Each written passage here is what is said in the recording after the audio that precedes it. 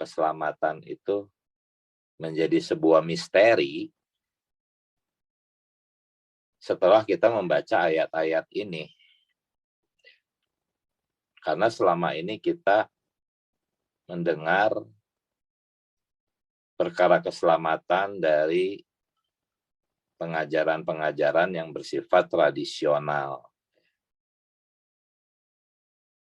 Tradisional itu artinya menurut tradisi, turun-temurun. Dan setelah kita membaca ayat-ayat ini, mungkin kita jadi bingung tentang keselamatan.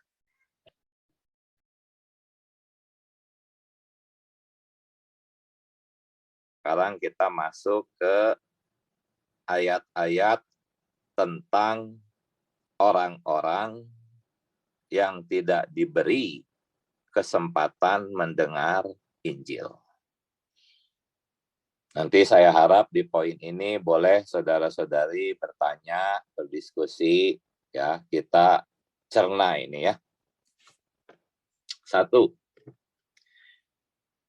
Yesus berkata, ya, di ayat-ayat di bawah ini, bahwa kalau di Tirus, Sidon, dan Sodom ada mujizat-mujizat terjadi, seperti yang terjadi di Khorazim, Betsaida, dan Kapernaum, maka Tirus, Sidon, dan Sodom pasti sudah bertobat.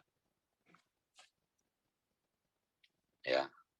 Tetapi Tuhan tidak memberi kesempatan mereka untuk bertobat. Kita sering mengatakan bahwa Allah tuh berusaha ya, supaya manusia bisa bertobat. Tetapi dalam ayat-ayat ini, kelihatannya Allah tidak berusaha untuk mendapatkan Tirus, Sidon, dan Sodom. Padahal bisa kalau Allah mau. Ya. Coba kita periksa betul nggak seperti itu bunyinya. A. Lalu Yesus mulai mengecam kota-kota yang tidak bertobat. Ya, sekalipun di situ ia paling banyak melakukan mujizatnya. Celakalah engkau Khorazim. Celakalah engkau Betsaida. Ya.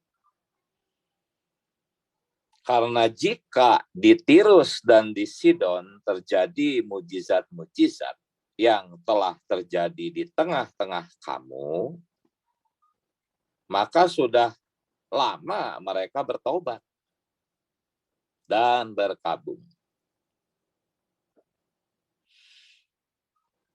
Tetapi aku berkata kepadamu, pada hari penghakiman, tanggungan Tirus dan Sidon akan lebih ringan daripada tanggunganmu.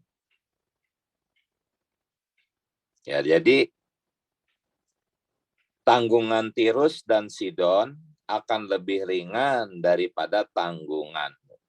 Tanggunganmu. Mu di sini itu Khorazim dan Betsaida. Yang sedang dikutuk adalah Khorazim dan Betsaida. Mereka akan mendapatkan hukuman yang lebih berat daripada Tirus dan Sidon. Artinya apa? Artinya Tirus, Sidon, ya, Khorazim, Betsaida semuanya dihukum. Mereka itu tidak percaya, mereka itu tidak bertobat. Ya, keempat-empatnya dihukum. Tetapi hukuman Tirus dan Sidon itu lebih ringan. Kenapa? Karena Allah tidak memberikan mujizat-mujizatnya kepada Tirus dan Sidon. Di sini timbul sebuah pertanyaan. Kan Tuhan berkata, jikalau mujizat-mujizat yang terjadi di Khorazim dan Betsaida terjadi di Tirus dan Sidon, maka mereka akan bertobat. Lah, kenapa Tuhan tidak kasih dong mujizat itu di Tirus dan di Sidon? Kenapa Allah sudah tahu mereka akan bertobat kalau ada mujizat-mujizat? Kenapa Tuhan tidak memberi kesempatan mereka bertobat? Kasih dong mujizatnya supaya mereka bertobat. Kan Tuhan Maha Tahu. Dalam kemahatauan Allah, Allah melihat Tirus dan Sidon kalau terjadi mujizat-mujizat itu mereka akan bertobat. Kenapa Allah sudah tahu mereka akan bertobat kalau terdapat mujizat kok tidak dikasih mujizatnya? Artinya ya Allah tidak memberi kesempatan mereka bertobat. Ya. Begitu pula dengan Sodom. Kita tahu Sodom. Kota yang maksiat. Dibakar oleh api yang dari langit. Ya, kita baca ayat yang di poin B ini, kita bisa melihat bahwa Allah tidak memberi kesempatan kepada Sodom untuk bertobat, padahal Sodom bisa bertobat. Coba kita baca. Ya, dan engkau Kapernaum. Ya. Ini Tuhan sedang marahin Kapernaum ya. Engkau Kapernaum, apakah engkau akan dinaikkan sampai ke langit? Tidak. Engkau akan diturunkan sampai ke dunia orang mati. Karena jika di Sodom terjadi mujizat yang telah terjadi di tengah-tengah kamu, kota itu tentu masih berdiri sampai hari ini. Artinya tidak akan dibakar. Ya, kalau terjadi mujizat-mujizat di Sodom, seperti terjadi di Kapernaum, maka Sodom tidak akan dihukum. Tidak akan dibakar, tidak akan dimusnahkan.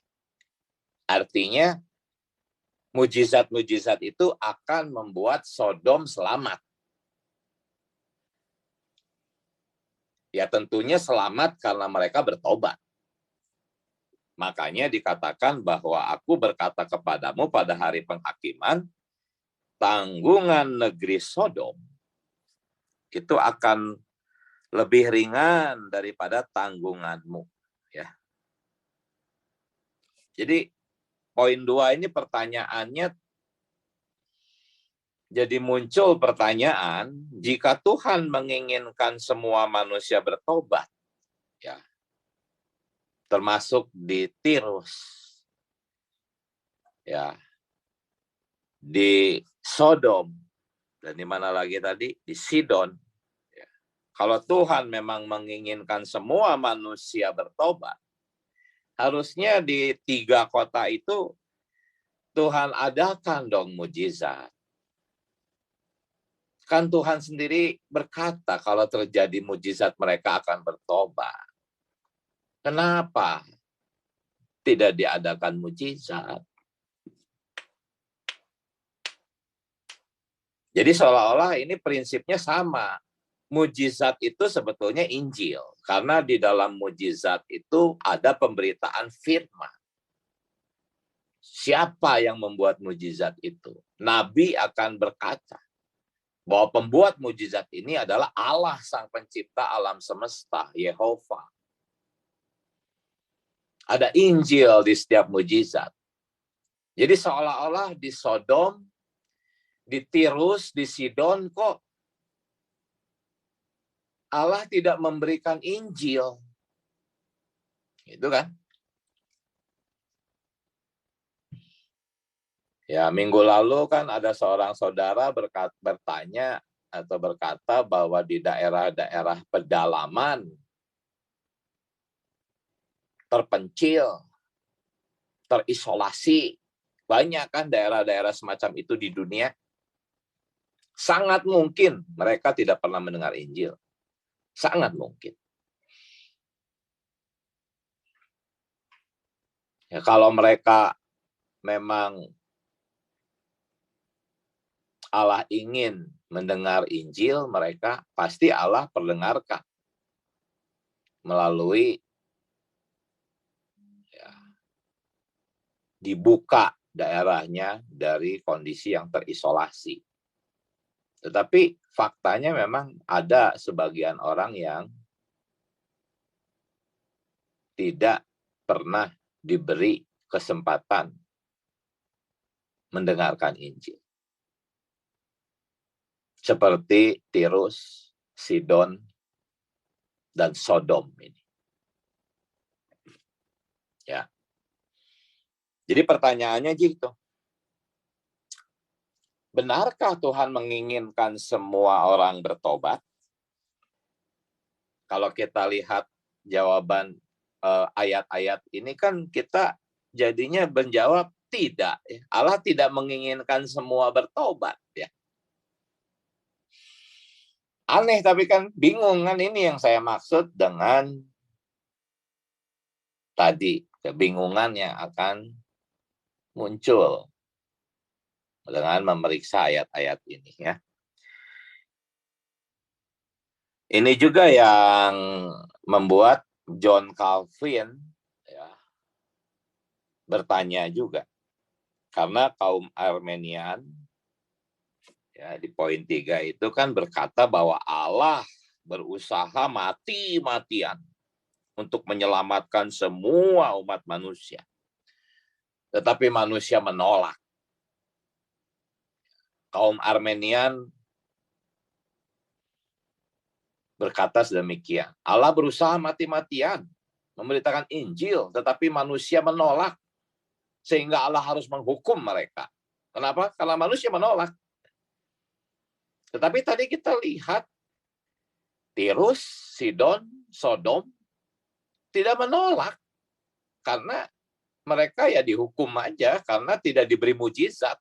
Kecuali kalau diberi dulu mujizat, seperti si Kapernaum, seperti si Korazim, tapi menolak, nah, baru itu boleh dihukum.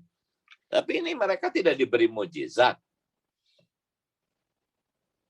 Jadi otomatis mereka tidak bisa dikatakan menolak. Ya. Jadi benarkah Allah berusaha mati-matian untuk menyelamatkan semua manusia? Tapi manusia menolak?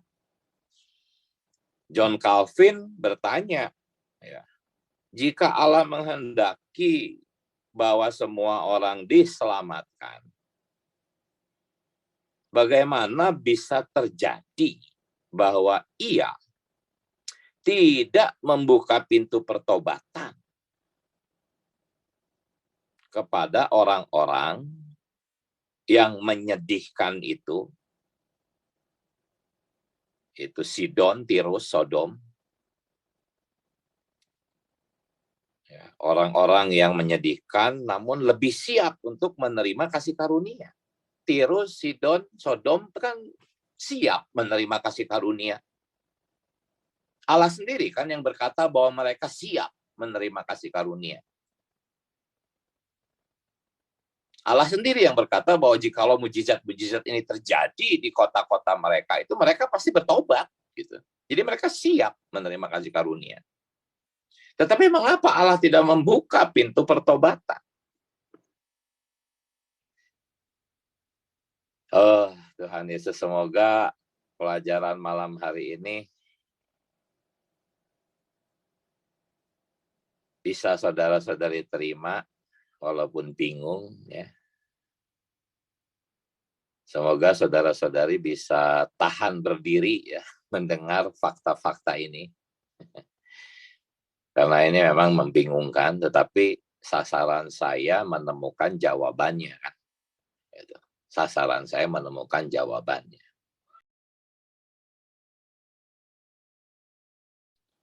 Sekarang kita mempelajari yang poin C, yang juga mungkin lebih membingungkan, gitu ya. Yaitu ayat-ayat tentang orang-orang yang tidak diizinkan Allah untuk menerima keselamatan. Coba nanti saudara-saudara periksa ya. Kalimat tidak diizinkan Allah untuk menerima keselamatan ini ngaco nggak nih judulnya nih? Saya memberi judul ini ya berdasarkan pemahaman ayat-ayat yang kita baca ya. Jadi ada sebagian orang Allah tidak izinkan untuk diselamatkan. Bukan nggak mau selamat. Oh, Tuhan Yesus. Semoga Tuhan menjaga kita ya malam hari ini. Biar bagaimanapun ini Alkitab. Coba kita baca ya, satu ya. Kamu menyelidiki kitab-kitab suci. Ini kamu di sini adalah orang-orang Farisi, ahli-ahli Taurat. Ya, ini Yesus yang berbicara. Kamu menyelidiki kitab-kitab suci. Ya. Walaupun kitab-kitab suci itu memberi kesaksian tentang aku, namun apa? Kamu tidak mau. Nah, ini kalau ini jelas ya.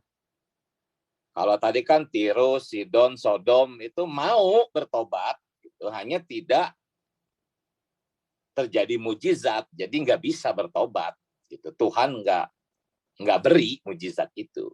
Ya, tapi Tuhan tahu kalau mujizat itu terjadi, Tirus, Sidon, Sodom mau bertobat. Tetapi kalau ahli Taurat ini,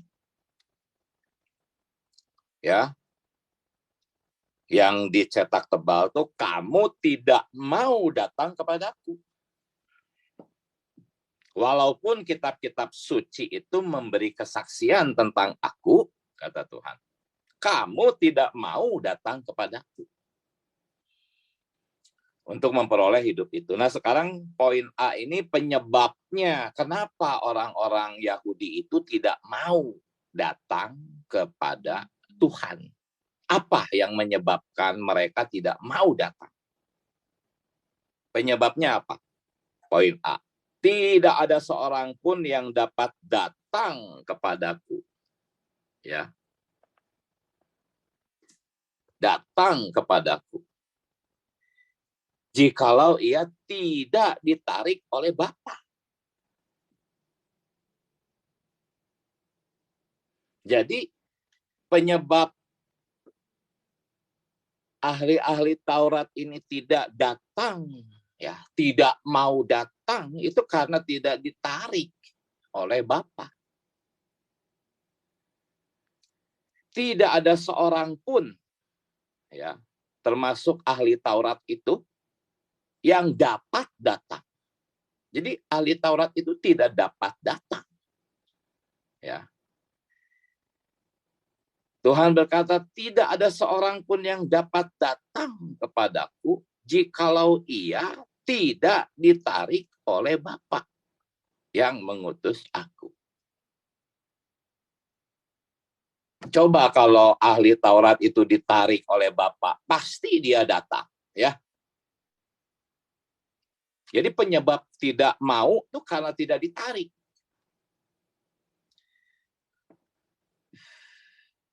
Nah, poin B, ia menaruh belas kasihan kepada siapa yang dikehendakinya. Siapa yang dikehendaki. Dan ia menegarkan hati, ya. Ia menegarkan hati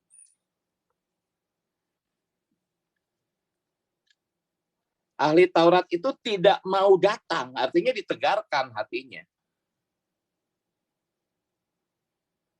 Ya. Ia menaruh belas kasihan kepada siapa yang dikehendakinya dan ia menegarkan hati siapa yang dikehendakinya. Jadi kita tahu sekarang, kita mengerti sekarang bahwa ahli-ahli Taurat itu ditegarkan hatinya oleh Tuhan. Tidak mendapat belas kasihan Tuhan. Ya. Jadi judulnya benar nggak nih ayat-ayat tentang orang-orang yang tidak diizinkan, tidak diizinkan menerima keselamatan. Kan itu judulnya. Ahli Taurat itu tidak mau datang karena tidak ditarik oleh Bapa dan Allah menegarkan hatinya. Nah ini yang poin kedua juga sama. Ini ayatnya banyak ya. Saya nggak tahu apakah bisa selesai malam ini. Semoga bisa. Maka datanglah murid-muridnya dan bertanya kepadanya, mengapa engkau berkata-kata kepada mereka dalam perumpamaan? Ya, kenapa pakai perumpamaan, nggak pakai kata-kata yang jelas gitu. Maka jawab Yesus, kepadamu diberi karunia untuk mengetahui rahasia kerajaan surga. Tetapi kepada mereka tidak. Sampai sini dulu. Ketika Tuhan Yesus memberikan perumpamaan itu, ya banyak orang nggak ngerti, lalu Tuhan memisahkan diri, khusus dengan kelompok kecil, khusus dengan murid-muridnya. Ya. Di kelompok kecil itu murid-muridnya bertanya, kenapa kok Tuhan pakai perumpamaan? Ya, kenapa kepada kami Tuhan jelaskan makna perumpamaan itu, di kelompok kecil itu Tuhan jelaskan makna perumpamaan itu. Tetapi kepada orang-orang banyak itu tidak dijelaskan arti perumpamaan itu, hanya kepada murid-muridnya di kelompok yang kecil. Dia jelaskan makna penabur itu siapa, benih yang ditabur itu siapa, lalang itu apa, gandum itu siapa. Dijelaskan secara detail kepada murid-muridnya dalam kelompok kecil. Makanya si murid-muridnya bertanya, Tuhan, kenapa kepada mereka kamu hanya menggunakan perumpamaan? Kenapa enggak dengan kata-kata yang jelas gitu seperti kepada kami? Jawaban Tuhan apa? Kepadamu, nah, ada dua kelompok nih, kepadamu dan kepada mereka. Ya, kepadamu diberikan karunia untuk mengetahui rahasia kerajaan surga, tetapi kepada mereka tidak. Ya, kalau saya jadi mereka, saya komplain. Kenapa tidak dijelaskan? Kan kamu ingin saya bertobat. Kenapa kamu nggak jelasin ke saya? Mungkin komplain, ya saya. Kamu nggak jelasin ke saya, mana saya bisa mengerti. Jadi ini mereka tuh tidak diizinkan untuk mengerti. Gitu. Nah, ada orang yang mungkin berkata, makanya saya kutip ayat ini secara lengkap, ya. Oh, mereka itu tidak diberi rahasia kerajaan surga. Itu baca di kalimat selanjutnya tuh, karena siapa yang mempunyai kepada mereka akan diberi. Sehingga ia berkelimpahan. Ya, mempunyai di sini tuh dianggaplah punya iman, gitu. Punya kerelaan hati, punya kerinduan, gitu ya. Jadi orang-orang yang tidak dijelasin rahasia kerajaan surga tuh nggak punya ini, gitu. Jadi salah mereka, gitu. Salah seperti itu. Karena siapa yang mempunyai, yaitu murid-murid kan punya kerinduan, murid-murid punya keinginan, murid-murid punya kedambaan. Jadi kepada murid-murid dijelaskanlah rahasia kerajaan surga. Tetapi mereka yang tidak mendapatkan rahasia kerajaan surga itu tidak punya kerinduan itu. Makanya Tuhan nggak mau. Ya, oke. Ya, untuk sementara kita terima. Tetapi mengapa ada orang yang punya kerinduan, punya iman, punya satu hati yang mencari, dan kenapa yang lainnya nggak punya hati yang mencari, hati yang damba? Kenapa? Kenapa alasannya mereka ada yang punya, ada yang nggak punya? Kenapa? Nah, poin A, ya, jawabannya. Siapakah yang menganggap engkau begitu penting? Ini Tuhan sedang ngomong ke orang-orang yang sombong, yang merasa lebih hebat dari orang lain. Aku pencari Tuhan, aku punya iman, orang lain tidak. Tuhan berkata, sebab siapakah, ya firman Tuhan berkata, sebab siapakah yang menganggap engkau begitu penting, dan apakah yang engkau punyai yang tidak engkau terima? Saudara-saudari, semua yang kita punyai, itu kita terima. Kita bukan punya sendiri. Ya. Itu kita terima. Itu kasih karunia. Ya. Jadi di sini bisa terjawab bahwa kenapa orang-orang yang tidak diberi rahasia kerajaan surga itu, yang hanya lewat perumpamaan saja Tuhan berbicara, mengapa mereka tidak mempunyai? Karena tidak diberi.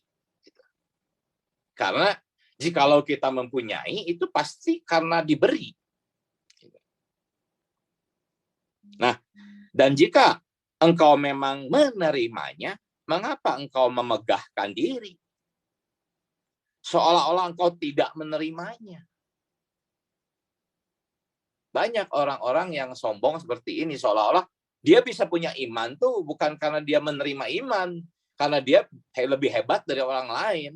Orang lain sih nggak bisa beriman, aku bisa beriman. Nah ini sombong.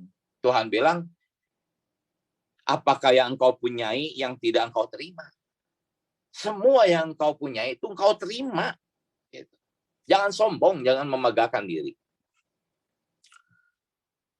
Jadi orang-orang yang tidak menerima rahasia kerajaan surga itu mereka memang tidak mempunyai, maka apapun ya yang ada padanya diambil karena mereka tidak punya. Ya. Penyebabnya ya karena mereka tidak menerima gitu. Nah, ini yang B juga jelas ya, yang B. Poin B. Tidak ada seorang pun yang dapat mengambil sesuatu bagi dirinya kalau tidak dikaruniakan kepadanya dari surga. Jadi semua yang kita terima itu dikaruniakan. Bukan kita yang mengambil ya. Bukan kita yang mengambil. Kita punya iman, bukan kita yang berinisiatif mengambilnya. Kita bisa mengerti rahasia kerajaan surga, kita bisa mengerti firman, itu bukan karena kita lebih pinter, lebih hebat. Semuanya itu dikaruniakan. Jadi kalau ada orang yang nggak ngerti firman, artinya tidak dikaruniakan. Ada orang yang tidak mau menerima Tuhan Yesus sebagai juru selamat, artinya memang tidak dikaruniakan pengertian Injil itu kepada mereka. Mereka mendengar Injil tapi nggak ngerti, gitu ya. Kenapa? Karena tidak dikaruniakan. Jadi jelas ya ayatnya tadi, ya. Yang ini ya, kepada kamu, ya, kepadamu, ya, diberi karunia untuk mengetahui rahasia kerajaan surga, tetapi kepada mereka tidak. Ya. Jadi siapa yang menyebabkan mereka tidak menerima keselamatan? Ya, mereka tidak menerima keselamatan karena tidak diizinkan Allah untuk menerima keselamatan. Ya, ayat-ayat ini juga membicarakan yang sama, itulah sebabnya poin 3 ya. Aku berkata-kata dalam perumpamaan kepada mereka, karena sekalipun mereka melihat, mereka tidak melihat, dan sekalipun mendengar, mereka tidak mendengar. Ya, mereka mendengar Injil, mereka melihat Tuhan, mereka mendengar Injil, tapi mereka tidak mendengar, gitu. Mendengar tapi tidak mendengar, gitu. Tidak ngerti maksudnya ya, dan tidak mengerti. Nah, yang dicetak tebalnya ini supaya, berarti ada tujuan kan? Kata supaya itu berarti mengandung tujuan. Allah menginginkan sesuatu supaya apa? Jangan mereka melihat. Nah, mereka tidak diberi penjelasan dengan jelas supaya jangan mereka melihat. ya, dengan matanya, dan mendengar dengan telinganya, dan mengerti dengan hatinya, lalu berbalik sehingga aku menyembuhkan mereka. Supaya jangan, ya ini jelas-jelas ya, tidak diizinkan. Tidak diizinkan. Supaya jangan apa? Supaya mereka jangan berbalik kepadaku dan aku menyembuhkan mereka. Itulah sebabnya aku berkata-kata dalam perumpamaan kepada mereka. Sebabnya itu apa tadi? Karena kepadamu diberi karunia, kepada mereka tidak. Gitu kan? Karena sekalipun melihat, mereka tidak melihat. Dan sekalipun mendengar, mereka tidak mendengar dan tidak mengerti. Nah ini sekali lagi, supaya jangan. Supaya jangan, ini tujuan Tuhan. Tuhan tuh tidak mau, jadi supaya jangan. Ya. Supaya jangan apa? Supaya jangan mereka melihat dengan matanya dan mendengar dengan telinganya dan mengerti. Itu dengan hatinya, lalu berbalik sehingga aku harus menyembuhkan mereka. Baik, poin 4. Nah, ini masih pokoknya Allah tidak mengizinkan beberapa orang selamat. Karena itu mereka tidak dapat percaya. Nah, dikatakan apa? Tidak dapat percaya. Oke? Tidak dapat percaya. Mereka tidak dapat percaya. Sebab Yesaya telah berkata juga. Kenapa mereka tidak dapat percaya? Yesaya berkata apa? Ia telah membutakan mata dan mendegilkan hati mereka. Jadi penyebab mereka tidak dapat percaya itu siapa? Ia, Allah, telah membutakan mata mereka dan mendegilkan hati mereka. Ini sekali-sekali lagi nih, supaya mereka jangan. Nah, ya. Jelas, ini ada tujuannya Allah membutakan mata mereka itu. Supaya mereka jangan melihat dengan mata dan menanggap dengan hati, lalu berbalik sehingga aku menyembuhkan mereka. Poin 5, supaya sekalipun melihat, mereka tidak menanggap, sekalipun mendengar, mereka tidak mengerti. Supaya mereka jangan berbalik dan mendapat ampun. Kita seringkali justru pengen orang dapat ampun, pengen orang berbalik, tapi kalau ini supaya mereka jangan. Ya. Jelas, supaya mereka jangan. Poin 6, jadi bagaimana? Israel tidak memperoleh apa yang dikejarnya. Tetapi orang-orang terpilih. Nah, ya, ini orang-orang yang diizinkan untuk selamat itu orang-orang yang terpilih ya. Telah memperolehnya. Dan orang-orang yang lain telah tegar hatinya. Orang-orang lain telah tegar hatinya, seperti ada tertulis, Allah membuat mereka tidur nyenyak. Bukan mereka tidur nyenyak, Allah membuat mereka tidur nyenyak. Memberi mata untuk tidak melihat, dan telinga untuk tidak mendengar, sampai kepada hari sekarang ini. Poin ke-7. Pada waktu itu berkatalah Yesus, aku bersyukur kepadamu ya Bapa, Tuhan langit dan bumi, karena semuanya itu Engkau sembunyikan. Ya. Siapa yang menyembunyikan? Engkau. Engkau sembunyikan. Ya gimana bisa ngerti kalau disembunyikan? Gitu kan? Tetapi engkau nyatakan kepada orang kecil. Jadi ini ada dua orang kelompok, yang satu orang bijak pandai, yang orang kecil diizinkan berselamat, ya. Yang orang bijak dan pandai tidak diizinkan ya. 8. Kalau ini bukan lagi tidak diizinkan, ini memang sudah diciptakan untuk tujuan yang hina.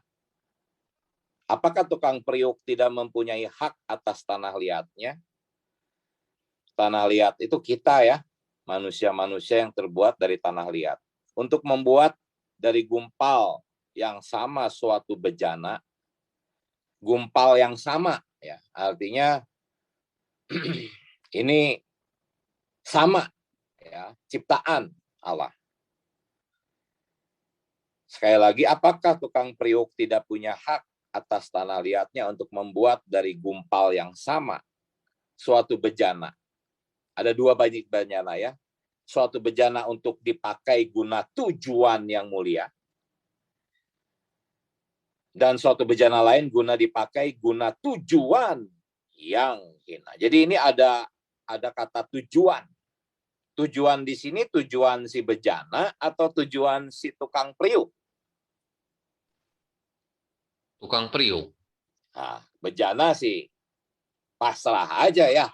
Nah, saudara, saya mau tanya, kalau Yudas Iskariot gimana kasusnya? Apakah dia dipakai untuk tujuan yang hina gitu, saudara? Ya, nanti kita akan ada ayatnya tentang Yudas, cuman Oke. sekarang saya kasih tahu bahwa Yudas itu dipakai untuk tujuan yang dipakai sebagai bejana. Bejana itu untuk menampung kan? Iya. Bejana untuk tujuan hina, artinya memang dipakai untuk menampung iblis. Oke. Soalnya dari ayat-ayat ini kesannya tuh Allahnya tuh tanda kutip ya, saudara. Kok nggak adil, kok tanda kutip jahat gitu, saudara. Ya, Kalau ya. kalau orang lain yang mendengarkannya gitu, saudara. Nanti 2, 3, 4 kali pertemuan lagi lah bisa jelas ya. Sabar Oke. dulu ya. Iya, baik saudara, makasih. 9. Jadi kalau untuk menunjukkan murkanya, ini lebih sadis lagi nih. Jadi kalau untuk menunjukkan murkanya dan menyatakan kuasanya, Allah menaruh kesabaran yang besar terhadap bejana-bejana kemurkaannya. Ya. Poinnya ini nih. Bejana-bejana kemurkaannya yang telah disiapkan. Siapa yang menyiapkan ini? Apakah bejana itu menyiapkan dirinya sendiri? Ya tentu yang menyiapkan adalah tukang priuk itu, ya. Bejana-bejana kemurkaannya yang telah disiapkan untuk kebinasaan. Ya. Lalu kalimat berikutnya justru untuk menyatakan kekayaan kemuliaannya atas bejana-bejana belas kasihannya yang telah disiapkannya untuk kemuliaan. Jadi ini ada dua jenis bejana nih ya. Bejana-bejana yang disiapkan untuk kebinasaan dan bejana-bejana yang disiapkan untuk kemuliaan. Ya. Kemarin ada saudari yang bingung, kan Allah menaruh kesabaran. Artinya kan bejana itu tuh diberi kesempatan. Oh tidak. Jelas-jelas dikatakan bejana itu disiapkan untuk kebinasaan. Artinya ya memang disiapkan untuk kebinasaan. Hanya karena bejana-bejana ini begitu jahat, ya Allah sabar kepada kejahatan mereka. Gitu.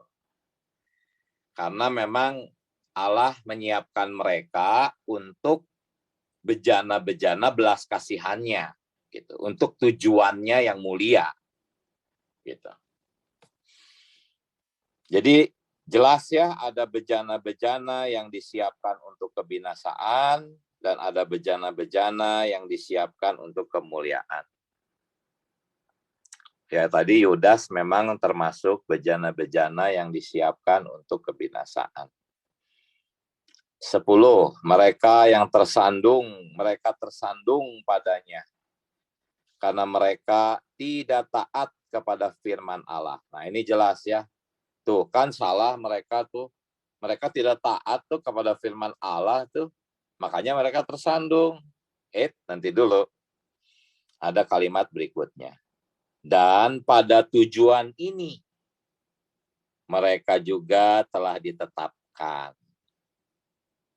Artinya mereka tersandung itu ya mereka telah ditetapkan untuk tujuan tersandung ini. Ini terjemahan-terjemahan dari 3 versi lainnya, NIV, King James Version, dan RSV. Ya. Saudara, saya jadi ngeri, saudara. Jangan-jangan saya ditetapkan untuk tersandung, gimana, saudara? Enggak. Oke, saya jelaskan dulu soal yang ini ya. Mungkin ada saudara-saudari lain yang ngeri juga, jangan-jangan saya ini jadi kayak Yudas gitu kan. Pasti ini karena jangan-jangan saya bersalah terus jadinya. Coba. Terus karena ditetapkan jadi untuk tersandung. Jadi poinnya menurut saya sesi ini memang kita membingungkan, otomatis kita banyak pertanyaan, tapi saya yakin percaya kita bukan orang tersandung. Amin. Begini ya, saudara-saudari yang sudah percaya kepada Tuhan, ke dalam Tuhan, menyeru nama Tuhan, mengaku Yesus adalah Tuhan, itu sudah tidak akan pernah lagi hilang keselamatannya ya. Kalau ada nih orang yang, aduh aku takut, jangan-jangan aku seperti bejana yang ini nih yang dipakai tujuan hina. Aduh, Tuhan tolong jangan sampai aku jadi bejana yang hina. Nah kalau ada yang gitu itu pasti dia tuh bejana yang dipakai untuk tujuan yang mulia, udah pasti kalau ada hati kayak gitu. Hati yang takut seperti itu udah pasti walaupun dia belum percaya ya, tetapi dia pasti tidak akan digunakan sebagai bejana yang hina. Misalnya nih ya, ada orang-orang yang belum percaya, kalau di sini kan kita udah percaya semua ya. Lalu dalam hati mereka tuh mereka merasa, wah takut aku, apakah aku bejana hina? Nah itu udah pasti dia bukan bejana hina kalau ada perasaan kayak gitu. Ya, walaupun belum percaya. Karena bejana yang hina tuh akan ngetawain kita gitu kalau dengar berita ini tuh. Akan menghina, akan mencemooh. Nggak ada tuh rasa takut-takutnya gitu. Jadi yang tadi terjemahan NIV King James itu jelasnya mereka tidak mentaati firman yang juga merupakan apa yang telah ditentukan untuk mereka. Yang King James, mereka tidak menaati firman untuk mana mereka juga telah ditetapkan. Jadi mereka tidak mentaati firman itu sudah ditetapkan. Yang RSV, mereka tidak mentaati firman sebagaimana mereka telah ditentukan untuk melakukan. Ya. 11. Aku memelihara mereka di sini adalah kita murid-muridnya ya.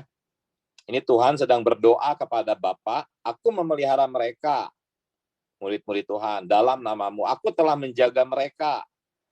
Dan tidak ada seorang pun dari mereka yang binasa selain daripada dia di sini Yudas ya, yang telah ditentukan untuk binasa.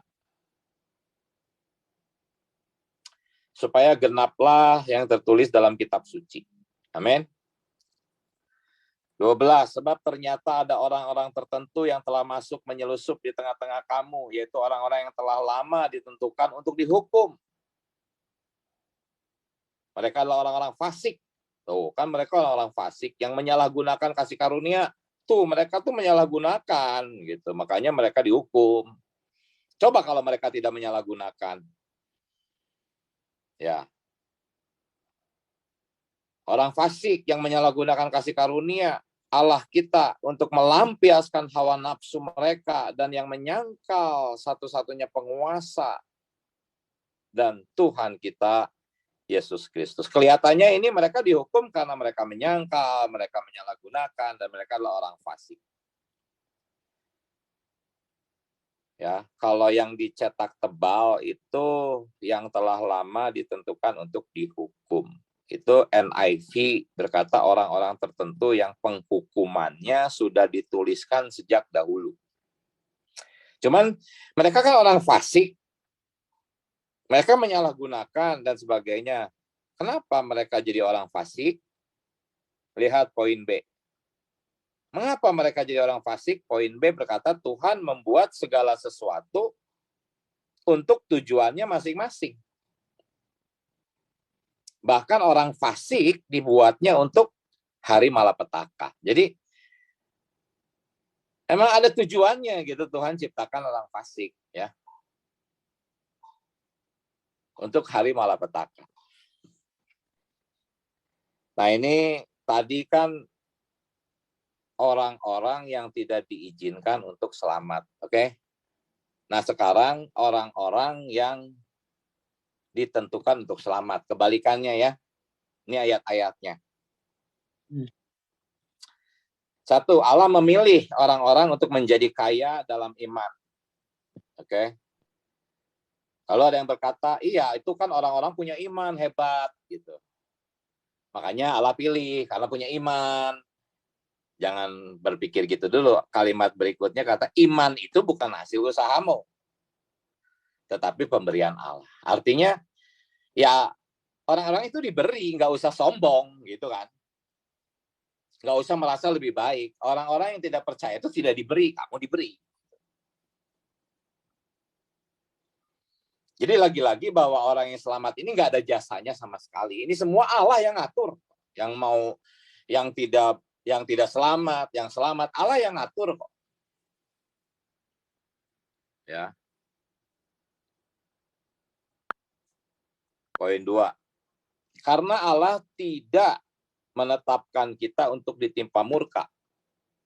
Artinya ada yang ditetapkan untuk ditimpa murka.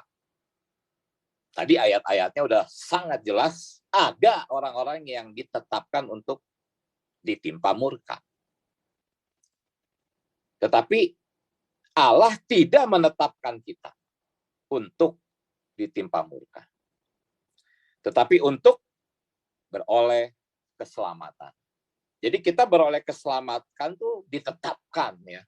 Bukan kita yang bisa mengejar iman itu. Bukan kita yang mampu percaya, bukan ya. Iman itu tadi poin pertama pemberian. Oke. Poin 3, Allah dari mulanya telah memilih kamu.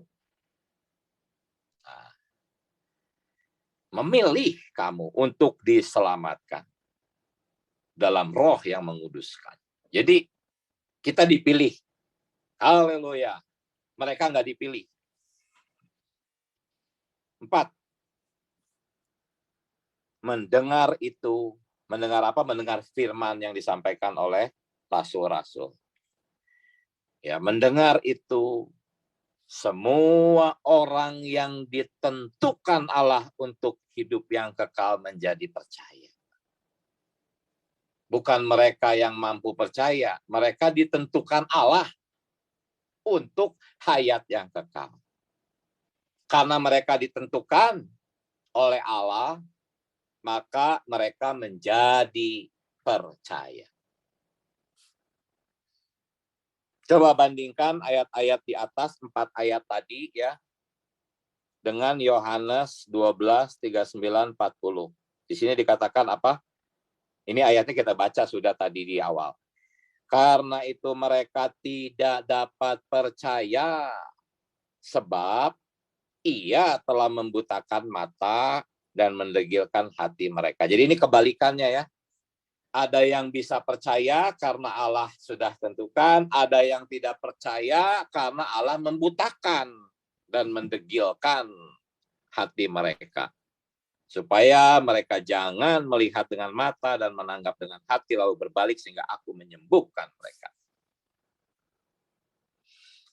5. Sebab bukan semua orang beroleh iman. Ya. Sekali lagi, bukan semua orang beroleh iman. Ini sebetulnya ayat-ayat yang saya gabungin nih, rendengin ya. Ini sebetulnya 5 ayat tuh, Yakobus 2 ayat 5, Efesus 2:8, 2 Tesalonika dan seterusnya saya rendengin nih. Saya ulangi ya, sebab bukan semua orang beroleh iman. Sebab kepada kamu dikaruniakan untuk percaya. Ya, coba ini. Jelas nggak ini? Dikaruniakan untuk percaya kepada Kristus. Jadi jangan sombong. Kita bisa percaya tuh karena kita dikaruniakan. Ya. Kepada bangsa-bangsa lain juga Allah mengaruniakan pertobatan. Lihat. Ya. Di sini dikatakan Allah mengaruniakan pertobatan. Ini mirip dengan yang Korazim tadi ya. Tirus, Sidon, dan Sodom ya. Mereka tidak dikaruniai pertobatan. Tetapi kepada bangsa-bangsa lain juga Allah mengaruniakan pertobatan. Jadi pertobatan ini dikaruniakan ya. 6. Sebab semua orang yang telah dipilihnya dari semula. Nah ini sudah sangat sering kita dengar tapi mungkin kurang ngeh gitu ya. Nah malam ini baca ayat ini jadi lebih ngeh ya. Sebab semua orang yang dipilihnya dari semula, mereka juga ditentukannya dari semula. Ya, dipilih, ditentukan untuk menjadi serupa dengan gambaran anaknya. Dan mereka yang ditentukannya dari semula, mereka itu juga dipanggil. 7. Sebab di dalam Dia Allah telah memilih kita sebelum dunia dijadikan supaya kita kudus. Dalam kasih Ia telah menentukan kita dari semula untuk menjadi anak-anaknya. Saudara-saudari sampai di sini. Ya, anak saya bisa jadi anak saya. Apakah dia yang pilih? Jadi sebelum lahir ke bumi, pilih-pilih dulu nih mau jadi anak siapa gitu. Semua bayi lahir itu tidak berdaya, pasrah aja mau dilahirkan oleh orang-orang jahat, oleh orang-orang baik, ya nggak bisa milih lah. Ya. Jadi Ia telah menentukan kita untuk menjadi anak-anaknya. Kita lahir ya lahir aja, gitu. Tanpa kita ingini, tanpa kita cari, tanpa kita berusaha. 8. Allah telah menetapkan engkau untuk mengetahui kehendak-Nya. Jadi kita bisa mengetahui kehendak-Nya itu karena Allah tetapkan, bukan karena kita hebat, pintar, lebih bagus dari orang lain, bukan. Ya. Poin 9. Kami yang dari semula ditentukan untuk menerima bagian itu, ya ditentukan untuk menerima bagian itu sesuai dengan maksud Allah yang di dalam segala sesuatu bekerja untuk keputusan kehendak-Nya. Sebetulnya ini masih ada poin cuman nggak mungkin kita baca. Ini ada 23 ayat ya, ayat-ayat tentang orang-orang pilihan ya. Tuh lihat ayatnya ada, saya kumpulin sampai 23 ayat ya.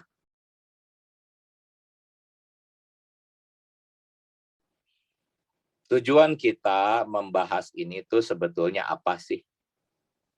Tujuan kita adalah untuk mendapatkan orang-orang bingung yang telah cukup lama bingung sebelum kita. Di luar sana, banyak orang-orang Kristen yang sudah cukup lama tahu ayat-ayat ini dan bingung. Khususnya aliran Calvinisme, karena di Calvinisme diajarkan ini. Tapi di Armenian tidak diajarkan. Nah, tujuan kita adalah untuk mendapatkan mereka yang kebingungan ini, khususnya di aliran Calvinisme, supaya setelah kita menyajikan jawabannya, mereka bisa berpaling ke pemulihan Tuhan. Ketika ditanya oleh orang-orang yang bingung, para guru-guru Calvinis ini selalu jawabannya itu rahasia Allah yang tidak terselang. Akhirnya jemaat Calvinis harus menerima apa yang tertulis dalam Alkitab. Mereka terima, tetapi dalam ketidakpuasan. Tapi mereka takut akan Allah, sehingga mereka tidak berani menghujat Allah. Mereka tidak berani menghujat Allah, Allah kejam. Tidak, mereka hanya tunduk. Allah, engkau memang terlihat kejam, tetapi aku percaya, aku tetap mengasihi Allah. Tapi nggak puas, gitu. Nah, coba bayangkan saudara-saudari kalau ya nanti kita bisa menjawab ini. Kira-kira mereka akan dipuaskan nggak? Mereka akan berpaling nggak ke pemulihan Tuhan? Saya merasa kemungkinannya sangat besar mereka berpaling. Karena mereka menemukan jawaban. Mereka menemukan yang lebih limpah, gitu, lebih lengkap. Gitu. Saudara, kita banyak sering dengar itu rahasia Allah, itu kedaulatan Allah. Pertanyaan saya adalah, apakah untuk segala sesuatunya sebenarnya ada jawabannya, saudara? Atau kita kalau nggak tahu bilang itu rahasia Allah, itu kedaulatan Allah, begitu. Bagaimana? Coba saudara bacakan Ulangan 29 ayat 29. Bacakan. Ulangan 29 ayat 29.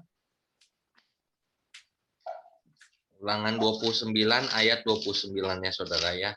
Bacakan. Hal-hal yang tersembunyi ialah bagi Tuhan Allah kita. Tetapi hal-hal yang dinyatakan ialah bagi kita dan bagi anak-anak kita sampai selama-lamanya, supaya kita melakukan segala perkataan hukum Taurat ini. Amin. Yang A. Jadi ada hal-hal yang tersembunyi dan ada hal-hal yang dinyatakan. Ya tentunya saya hanya akan menyampaikan hal-hal yang dinyatakan, ya. Iya. Guru-guru Calvinis itu bagi mereka memang masih tersembunyi,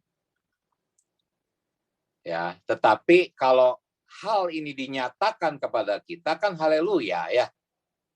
Puji Tuhan.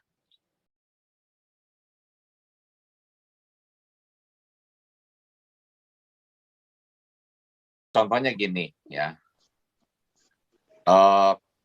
Saudara Michael melihat saya miskin, nggak punya uang, kelaparan. Lalu saudara Michael kasih uang ke saya 100 juta. Lalu saya menerima 100 juta itu dengan free will saya. Betul nggak? Betul, itu sih. Betul kan? Tetapi tapi bisa nggak orang memuji saya? Hebat, Diki berhasil menerima 100 juta. Nggak bisa. Nggak bisa. Iya. Apa hebatnya saya? Iya. Saya lagi lapar, saya lagi butuh uang. Saudara Michael datang, kasih 100 juta. Saya terima dengan free will saya. Oh, Diki hebat, berhasil menerima 100 juta dari Michael. Bodoh kan yang memujinya ya? Iya. Nah, memang free will itu tidak ditiadakan. Iya. Walaupun itu bukan hasil usaha manusia, bukan berarti meniadakan free will. Saya bisa aja tidak menerima dari Michael. Diam, bisa aja. Tapi free will saya menerima. Tetapi free will saya tuh begitu sangat kecil dibandingkan dengan pemilihan Allah. Betul nggak? Iya. Bisa melihat nggak bahwa pemilihan Allah tidak membuang free will?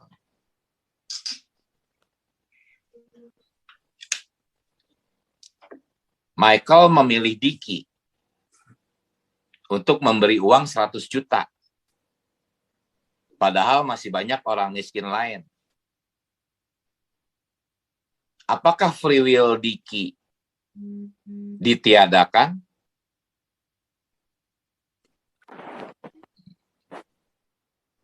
Tidak kan? Enggak. Diki menerima 100 juta pakai free will kan? Ya. Iya.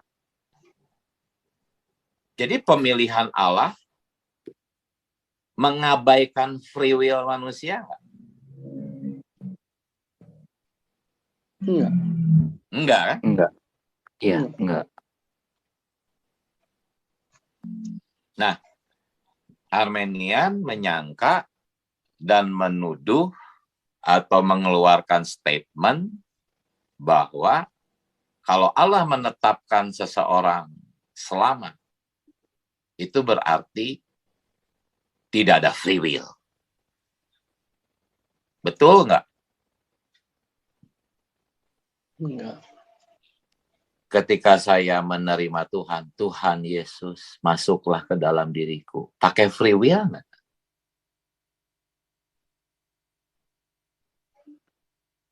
Pakai. Saya harus mengambil keputusan, ya aku menerima Tuhan.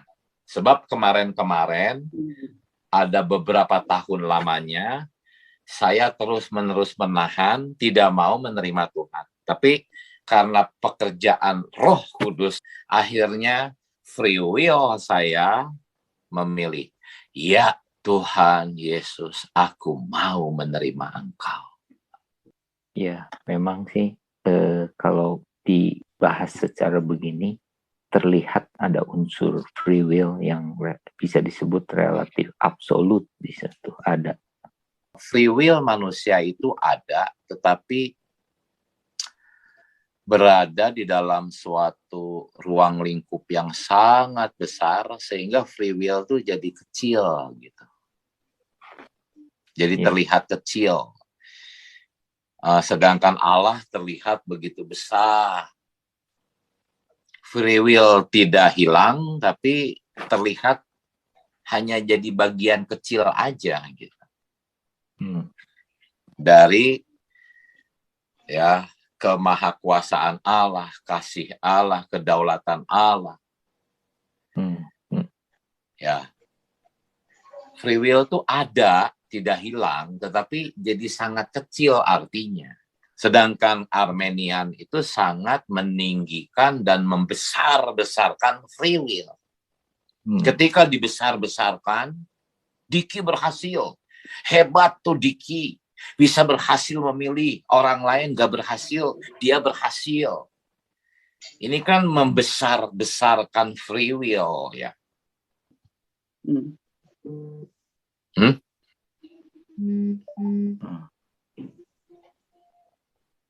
Nah, inilah predestinasi. Predestinasi itu Allah memilih bukan karena usaha manusia.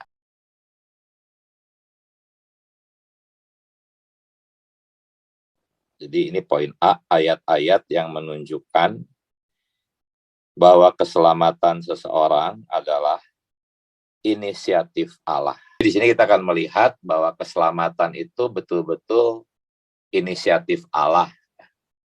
Manusia sama sekali tidak bisa memiliki keinginan bahkan untuk diselamatkan. Ya, ini yang pertama, tidak ada seorang pun yang mencari Allah. Jadi kalau tidak mencari Allah, ya bagaimana bisa mendapatkan Allah? Karena tidak ada seorang pun yang mencari Allah. Kejatuhan manusia membuat tidak ada seorang pun yang mencari Allah. Lalu Yesaya mengatakan, aku telah berkenan ditemukan mereka yang tidak mencari aku. Jadi orang-orang yang diselamatkan itu sebetulnya tidak mencari Allah. Ya, tidak bisa mencari Allah. Tetapi Allah berkenan ya, ditemukan oleh mereka yang tidak mencari Allah. Kalimat selanjutnya, aku telah menampakkan diri kepada mereka yang tidak menanyakan aku. Jadi ini betul-betul inisiatif Allah. Ya. Kalau Allah tidak datang, ya sudah, kita nggak ada yang selamat. Jadi keselamatan adalah dari Tuhan. Yang kedua, tidak ada seorang pun yang dapat datang kepadaku jikalau ia tidak ditarik oleh Bapa yang mengutus aku.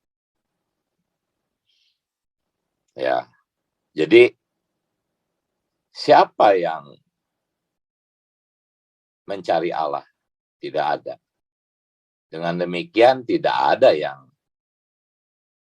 berinisiatif datang kepada Allah. Ya, Bapaklah yang menarik orang-orang itu. Yang ketiga, setiap orang yang percaya ke dalamnya, ya, ini sering dipakai memberitakan Injil ya. Ayo percaya. Karena setiap orang yang percaya ke dalamnya beroleh hidup yang kekal. Lalu kita menyuruh orang-orang untuk berinisiatif percaya.